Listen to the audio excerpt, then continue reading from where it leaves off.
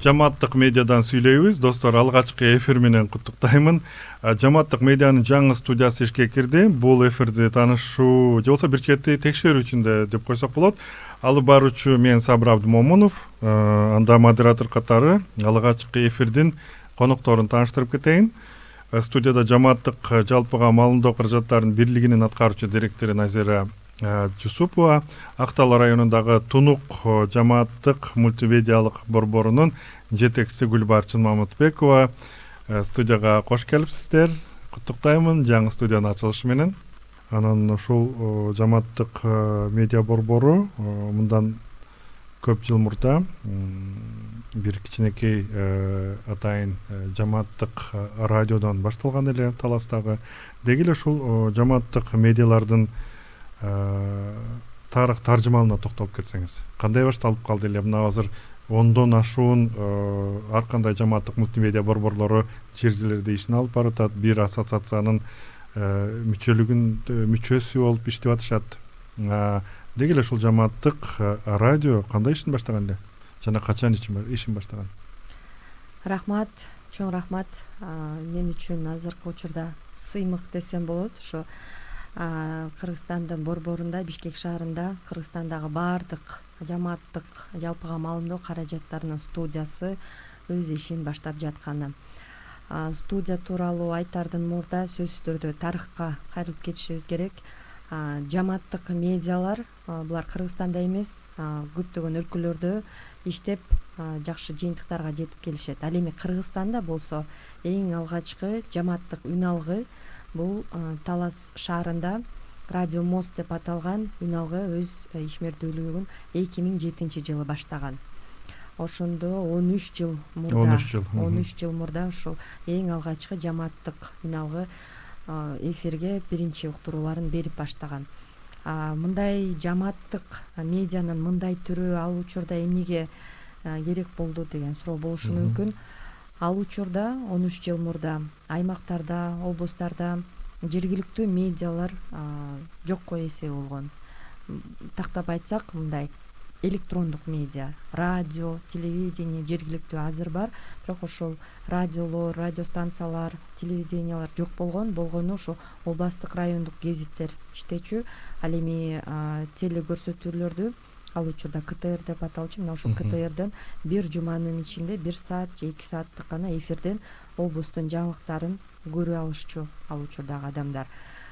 Ошондо жергиликтүү жаңылыктар, жергиликтүү элдин маселелери, ийгиликтери бардыгы көп убакыттан кийин ушинтип элге жарыяланып келген. Башкача айтканда аз дагы адамдардын иш чарасы жарыяланганда, мисалы ошол 2 саатка эмне батмак эле да? Ооба, туура айтасыз. Анын ичинде бир четинен маалыматтардын баары эскирсе, экинчи четинен цензуранын айынан көп нерселер айтылбай дагы келген.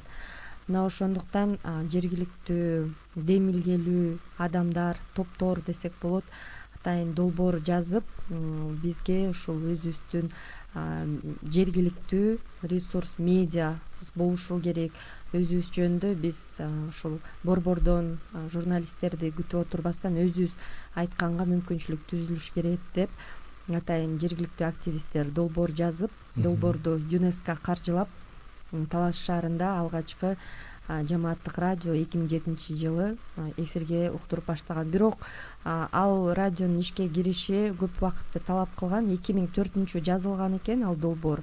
Анан 3 жыл бою ошол эфирге чыгуу үчүн лицензияны, жыштыкты алып, техниканын келиши, анын орнотулушу көп убакытты кармап, 2004 жылдан баштап 2007 жылга чейин узак убакыттан кийин анан эфирге кирген.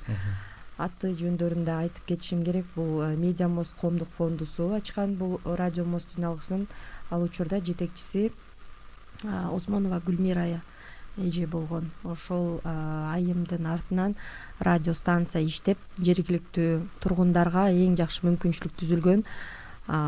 Жергиликтүү активисттер, мугалимдер, студенттер, фермерлер десек болот, дарыгерлер өздөрүнүн бош убактысында кесипкөй адамдар ошол үн алгыга келип өздөрү кесип көй болгон темада радио уктурууларды даярдашкан.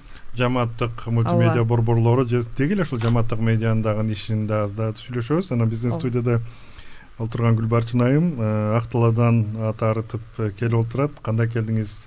Эл кандай болуп турат? Бизде буюрса азыр нарында элдин маанайы, саламаттыгы, туруктуу баарыбыз тең кышка камылга көрүп азыр ошонун аракеттерин көрүп жатабыз. Бизде аба ырайы сиздерге караганда жылуураак бирок. Гүлбарчын айым, ушул Тунук медиа борборунда бүгүнкү учурда канча жыл болду иштегениңиз, анан кимдер иштеп атат? Негизи Тунук жамааттык мультимедиа борбору биринчи коомдук фонду түзүлгөн 2013-жылы. Бул ошол кезде Баетов айылындагы социалдык адилеттүү өлкө жетишүү деген долбоордун 2 жылдык долбоордун алкагында ушул фонд уюшулган. Биз ошол 2 жылдын ичинде демилгелүү топ менен бирге жамааттык радиону ачууну максат кылганбыз. Бирок тилекке каршы ошо иш процессинин өзү бир аз узагыраак болуп калып, биз даяр болгончолукту ал долбоор бүтүп калды 2 жылдык. Анан бирок бизге ушул техникалык каражаттар алынып келинип, ушул мультимедиалык борбор ачылып иштей баштады. Ошондо 2017-жылдан бери биздин ачылганыбызга мультимедианын борборуна 7 жыл болду. Бүгүнкү күндө жогоруда Назира айым айтып кеткендей, бизде мындай профессионал журналисттер иштебейт. Ар ким каалаган бардык жарандар, ошо айылдагы каалаган жарандар өзүнүн багыты боюнча каалаган берүүсүн алып бара алышат. Иштегендер кимдер? Иштегендер ушу айылдын жаштары, мугалимдер жана ошондой эле көбүнчө бизде ыктыярчылар, мектеп окуучулары иштешет. Анткени биз баягы мамлекеттик же бир муниципалдык мекеме болбогондон кийин, туруктуу айлыгыбыз болбогондон кийин окуучулар ушул ыктыярчылык негизде кесипке багыт берүү, багыт алуу максатында ушу көбүнчө окуучулар окуудан кийин келип иштешет. Ал эми башка кесиптин ээлери болсо өздөрү каалаган убакта келип иштей алышат. Мисалы ушул жамааттык деп ошол сиз өзүңүз да айтып кеттиңиз, жергиликтүү элден активдүү жана дагы ушул медиага кызыккан адамдардын баардыгы келип иштейт деп кандай кызыгуу барбы ушундай жаштардын арасында деги эле медиага кызыккандар? Биз жаңы ачылганда элдердин маалыматы деле жок болчу. Биз ошо жаңы ачылганда борбордук көчөдөн бир бөлмө алганбыз. Анан ал бөлмөдө дайыма бизде радио үңкүчү өткүчтөн жаңылыктарды окуп, анан куттуктоолорду берип турчубуз. Анан баягы жашоочулардын ар кандай пикирлерин улам аны кыскартып койдук.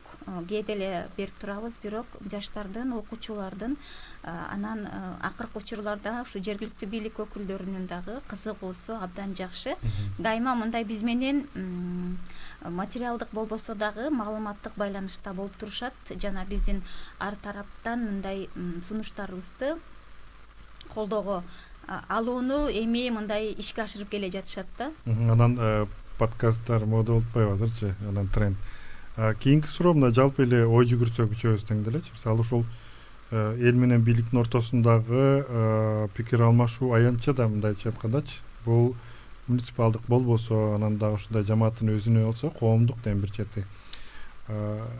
Кандай маселелер эң кызыктуу болот? Ошол Назира сиз да жооп берсеңиз, Гүлбарчын айым сиз да мисалы элди эмне тынчын алат? Айылды жергиликтүү элдин ошол жергиликтүү кайсыл маселелер приоритеттүү ушул талкууларда же болбосо элдин зарыл болгон маселелери кайсылар? Көбүнчө кайсыл эмеге кызыктуу болот? Ооба, сөзсүз түрдө жамааттык медиалар деги эле медиа ушундай өзү маалыматтарды чыгараардын алдында ушундай маалымат болушу керек. Элге эмне кызык, элдин кайсыл темада элге материалдар, маалыматтар жазылыш керек. Ошондуктан биздин уюм Бирлик жамааттык медиалар дагы жыл сайын атайын сурамжылоолорду жүргүзүлүп келет. Эң биринчи ошол аудиторияны эмне кызыктырып жатат жана биз ошол негизи азыр мындай тенденция медиаларда ким үчүн жазабыз деген суроо, ошол жана аларга эмне кызык деген ушундай сурамжылоолор жүргүзүлүп, жыйынтыгы чыккандан кийин анан ушундай колунда атайын так маалымат болот.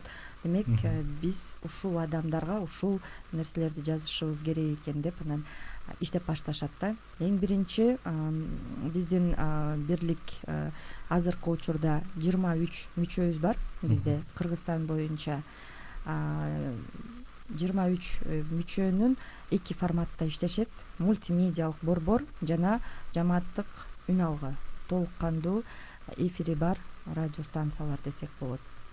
Мына ушул 2 форматта иштешет. Радио станциялар алар жыштык аркылуу өздөрүнүн уктурууларын алып барышат. Ал эми мультимедиалык борборлор булар өздөрүнүн сайттары бар. Ошол сайттарга маалыматтарды жазышат. Мобилдик тиркеме Голос Айыла деген ошол жака чыгат. Анан радио рупорлор деп аталат. Мындай радио рупорлор айылдын бийик жерлерине орнотулган. Мына ошол рупорлор аркылуу дагы түз эфирге чыгып элге маалымат беришет.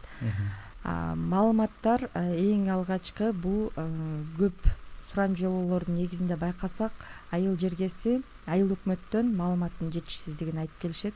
Ошол айыл өкмөттүн кылган ишмердүүлүгү, документтер, кандайдыр бир документти толтурууда же ошол документтерди кантип толтуруш керек, укуктук ченемдик актылары, мына ошол боюнча айыл тургундарында маалымат аз экен. Мына ошолор биринчи орунда туруп келет. Андан кийин социалдык маселелер сөзсүз түрдө. Социалдык маселелер дегенибиз бул ошол эле таза суу. Мисал катары айтып кетсем, бизде ушул Чүй облусуна караштуу Сокулук районунда, Сокулук районуна караштуу Новая деген айыл бар. Бул Бишкек шаарынан өтө деле алыс эмес, бирок ошол Бишкек шаарынан жакын айылдарда дагы таза суу чыкпайт экен. Жашоочулар таза суу эмес, ошол фильтрленбеген, арыктан аккан сууларды ичкен дагы айыл жашоочулары бар экен.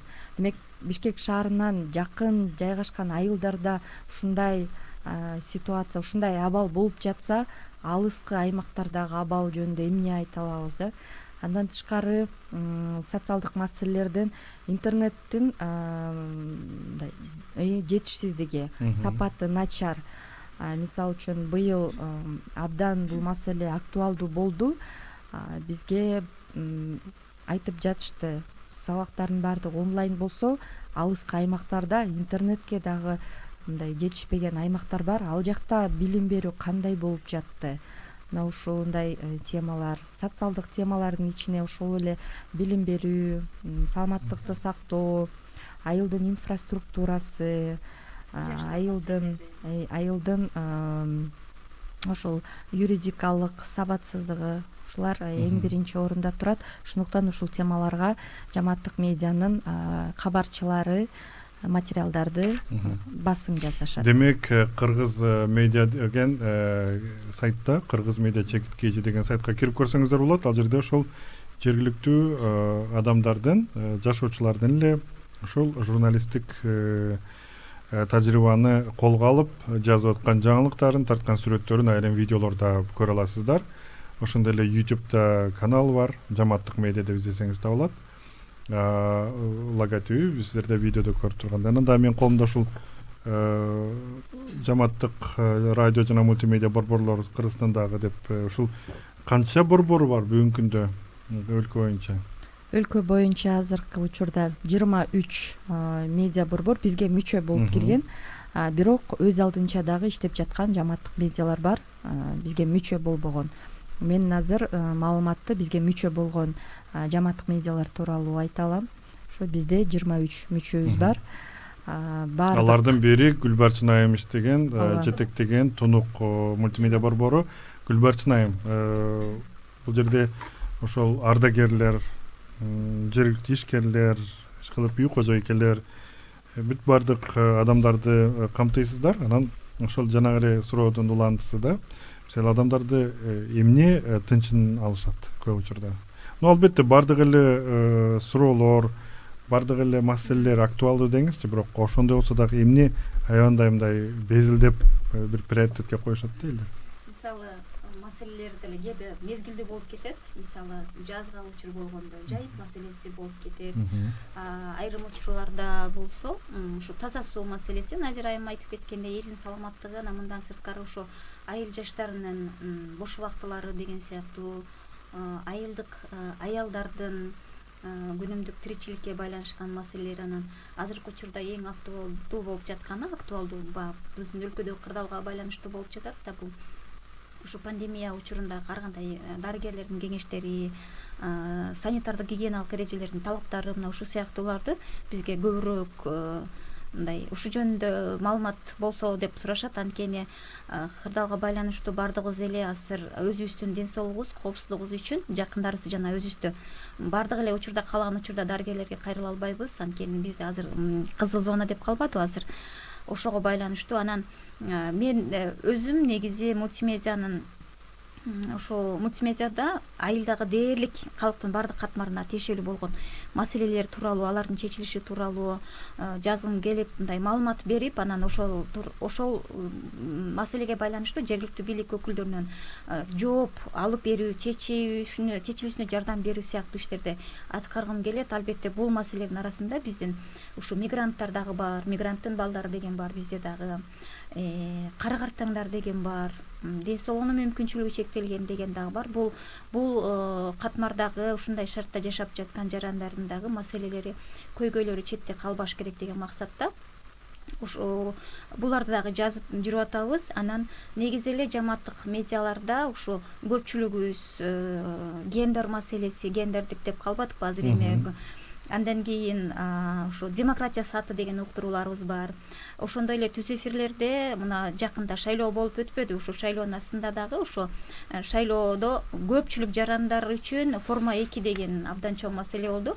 Мына ушу тууралуу түз эфирлерди уюштурганга аракет кылып, уюштуруп элдердин суроо талаптарына бир аз болсо дагы жооп берип, алардын баягы маалымат жактан камсыздоону максат кылып келе жатабыз. Назира айым, ошол медиа центр, медиа борборлордун айрым аймактарда ушул маалыматтык муктаждыкты жоюу максатында ачылган да, бирок соңку кезде ошол эле YouTube же болбосо дагы башка социалдык тармактардагы мессенджерлер көп адамдардын ошол маалыматты кабыл алуу булагына айланган да. Бирок ошол эле маалда адамдар фейк маалыматтарга кабыл атат. Ошол фейк маалыматтардын өнү өсүп кетүүсүнө жол ачты бул нерселер. Текшерилбеген маалыматтар, калп маалыматтар, анан ушундай көп адамдардын психикалык абалына таасир эте турган маалыматтар. Ошол жамааттык медиаларда медиа сабаттуулук жаатында иш алып барышабы? Албетте, сөзсүз. Мен Гүлбарчын айымдын сөзүн да улантып кетейин. Жана аудиториянын муктаждыгын боюнча жамааттык медиалар жергиликтүү маалыматтарды даярдоодо сөзсүз түрдө серепчилердин оюна муктаж болгон дагы учурлар болуп келет.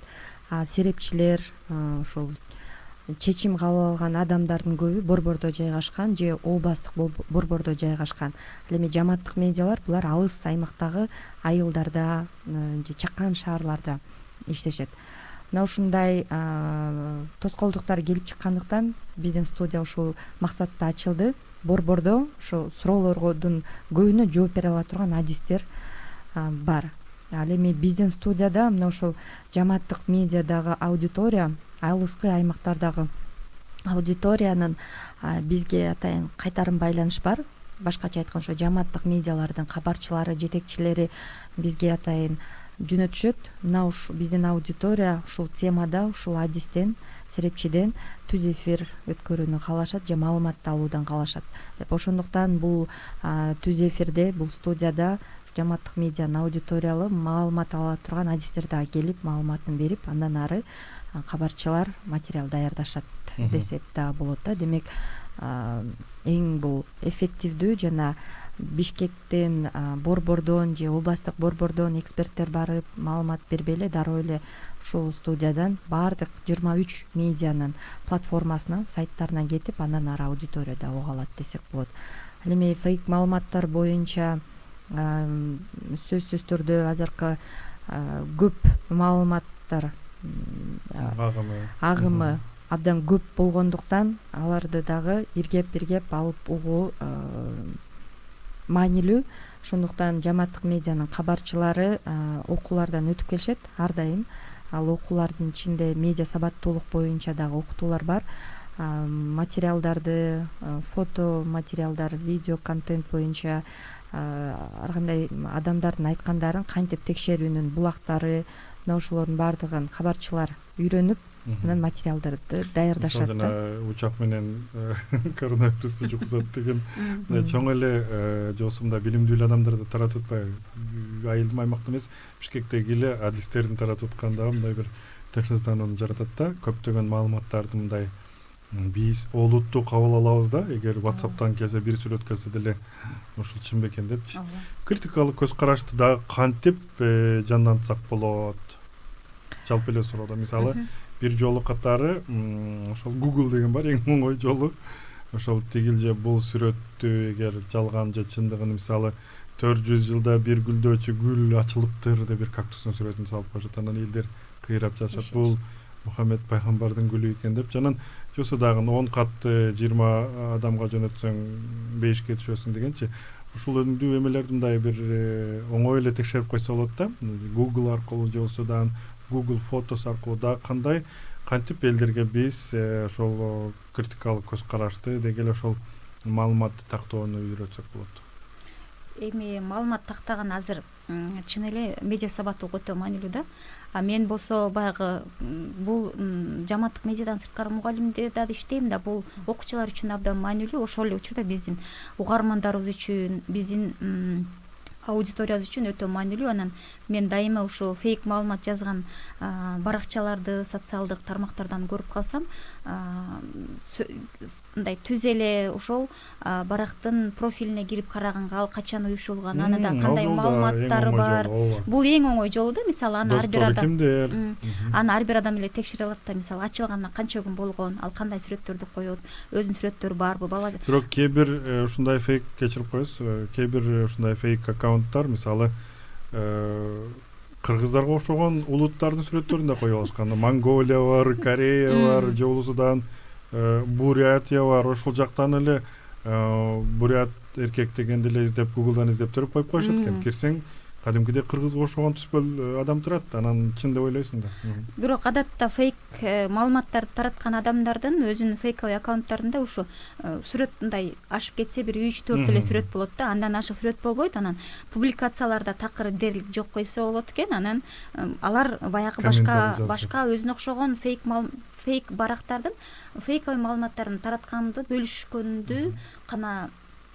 бөлүшкөндөрүн байкап жүрөм. Анан сүрөттөрдү, жанагы ушул видеолорду текшергенди атайын приложениялар бар эмеспи, тиркемелер интернетте сиз айтып аткандай Google сыяктуу тиркемелерге салып, бул сүрөттүн чыныгы өзү кандай эле, чыныгы мындай сүрөттүн түпкү нускасы кандай эле, анан ага кайсы элементтерди кошуп коюшкан, кайсы элементти алып коюшкан, мына ошолорду азыр текшерип алса болот да. Биз көбүнчө ошо алганда биз сүрөттөрдү колдонобуз, анткени баягы сүрөттүү маалыматтардын, видео кошулган маалыматтардын таасири көбүрөөк болот да, мындай ишенимдүү, ынанымдуу болот.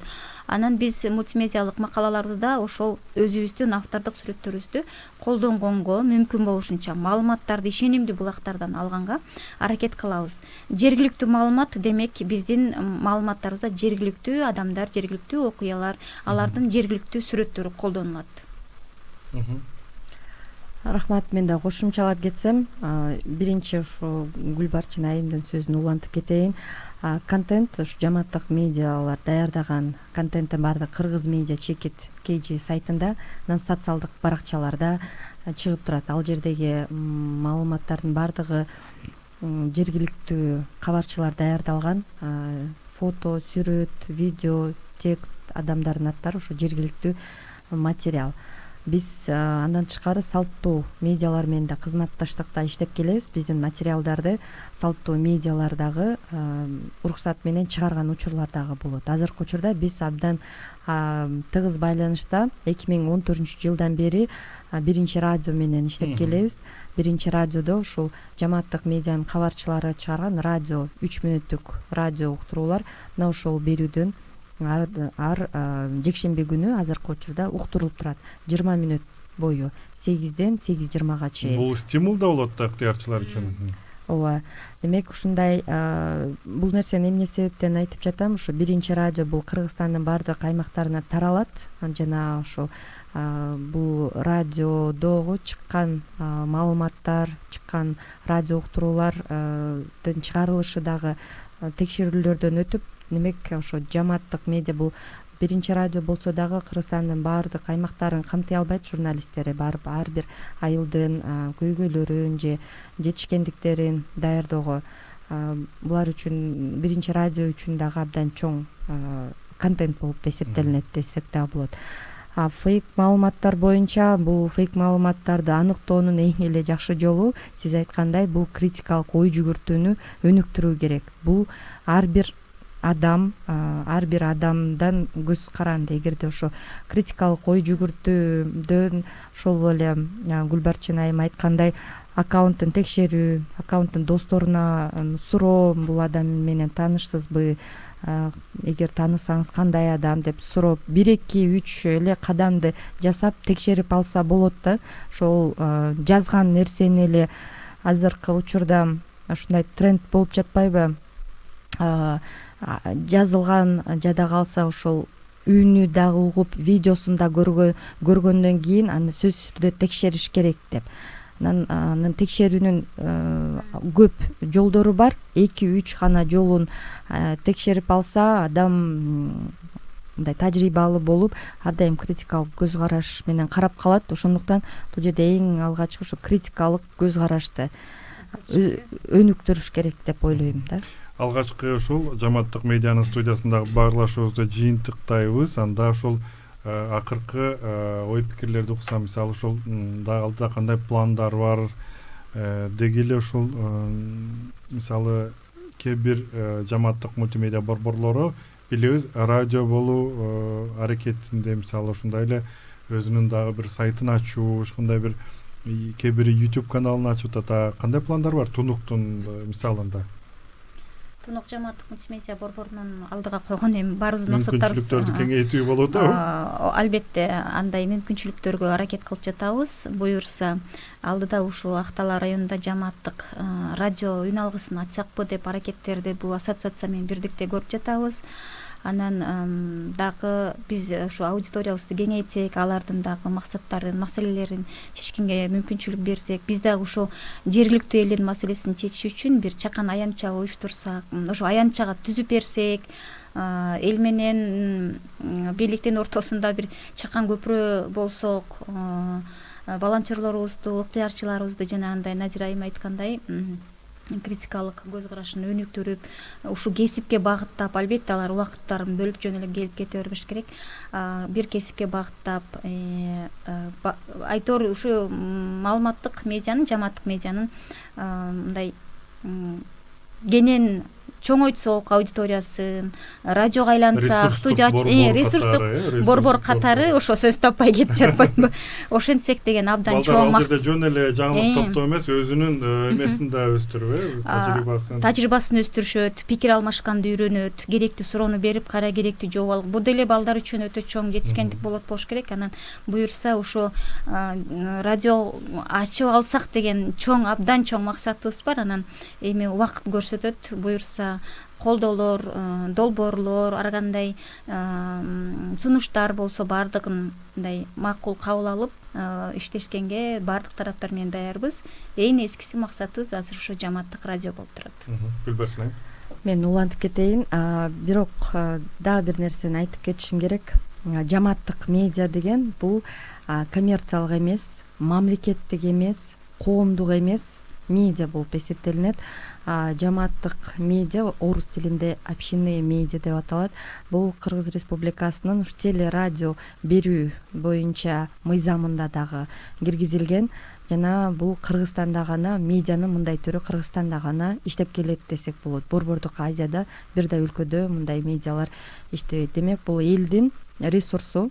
Эл ошол жерде жамааттык медиа кайсыл жамаатта иштеп жатса, ошол жамааттын ресурсу акысыз келип өздөрүнүн убактысында контент материал даярдаганга толук мүмкүнчүлүгү бар. Башкача айтканда бул ошо жаштар жөнүндө да айтылып кетпедиби? Жаштар боюнча жаштар үчүн абдан керектүү ресурс десем болот. Айыл жергесинде көпчүлүк жерлерде ушу жаштарга ар кандай борборлор, кружоктор жок десек болот. Ушу сабак менен гана чектелишет. Анан ошондой айыл жергесиндеги жаштар жамааттык медиага келип, жаңылык жазганды, адамдар менен баарлашканды, сүйлөшкөндү, критикалык көз караш менен ой жүгүрткөндү, биздин семинарларга катышып, көп досторду таап алышып, андан кийин ошо журналистика жолун жолдоп кеткен дагы кабарчылар аз эмес. Бишкек шаарында ошо айылда жаңылык жазып, андан ары өздөрүнүн андан аркы кесип тандоого дагы чоң жардам берет десек дагы болот. Экинчиден, бул элдин өздөрүнүн ой пикирин айтууга болгон аянтча. Башкача айтканда, коммерциялык медиада көбүнчө бул киреше алып келген материалдарды даярдашат. Эгерде ал материал киреше алып келбесе, ошол эле социалдык темалар, коммерциялык уюмдар, коммерциялык медиаларда көбүнчө материал даярдашпайт. Ошол эле таза суу боюнча, ошол эле саламаттыкты сактоо боюнча анткени алар киреше алып келишпейт да. Ал эми бул мамлекеттик медиаларда сөзсүз түрдө кичине болсо да цензура бар. Ал жерде ошол эле жергиликтүү администрациянын, акимияттын ишинин кемчиликтери айтылса, алар чыкпай калышы мүмкүн мамлекеттик медиаларда. Бул жамааттык медиа атайын аянтча эл өздөрүнүн оюн ачык айтканга, ошол эмне азыркы учурда маселе болуп жатканын акысыз түрдө ачык айтканга толугу менен аянтча болуп эсептелинет. Бизде ушундай, Кыргызстанда ушундай медиалардын өсүп өнүгүп келе жатканы абдан жакшы.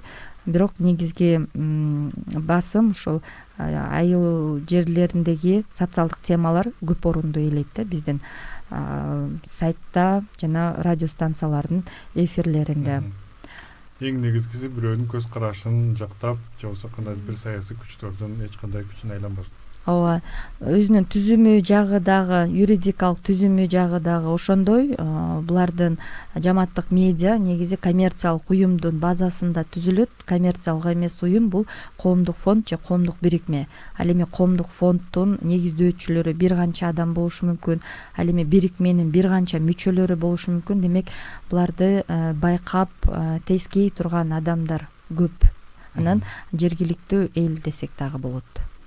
Рахмат, сиздердин ишиңиздерге ийгилик каалаймын. Баардык жалпыбыздын эле ишибизге ийгилик каалап, ошол бүгүнкү жамааттык медианын жаңы теле студиясынын ачылышы менен дагы бир ирет куттуктап, дагы бир кошумчалай турган нерсе, биздин уюм жана Кыргызстандагы жамааттык медиаларды угармандар сурашы мүмкүн, айлык албаса эмне буларды стимул кылат деп. Сөзсүз түрдө жамааттык медианын кабарчыларынын стимул кылат турган нерсе биринчиден биздин уюм тарабынан окутууларга, семинарларга, конференция, тегерек стол, конкурстарга катышып, жеңүүчү болуп, жыйынтыктарга жетишип келишет. Ал эми мындай иш-чараларды биз сөзсүз түрдө биздин өнөктөштөр аркылуу уюштуруп келебиз.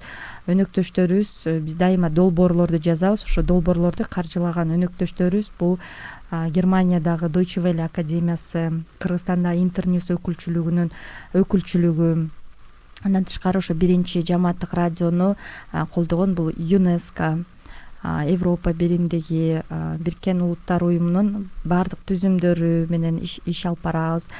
Кыргызстандагы Эберт фондусу жана ошондой эле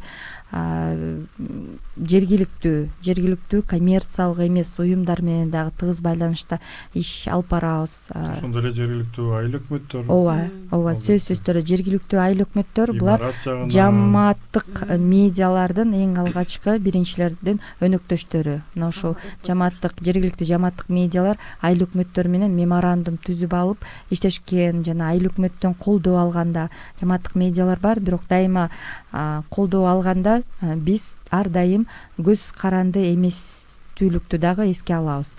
Кайсыл гана айыл өкмөт колдобосун сөзсүз түрдө ушундай шарт коюлат. Жасалган, даярдалган материалга алардын кийлигишүүсүз даярдалат деген сөзсүз түрдө бул жерде коммерциялык эмес болгондуктан көз каранды эместүүлүк дагы биринчи орунда турат. Албетте бул билим алуу жанагындай тренингтерге катышып, андан сырткары окуучу, ыктыярчылар аябагандай сонун мүмкүнчүлүккө, жайкы лагерлерге дагы катышууга мүмкүнчүлүк жашат. Ал жерде эл аралык деңгээлдеги тренерлер дагы сабак беришет ар кандай көндүмгө.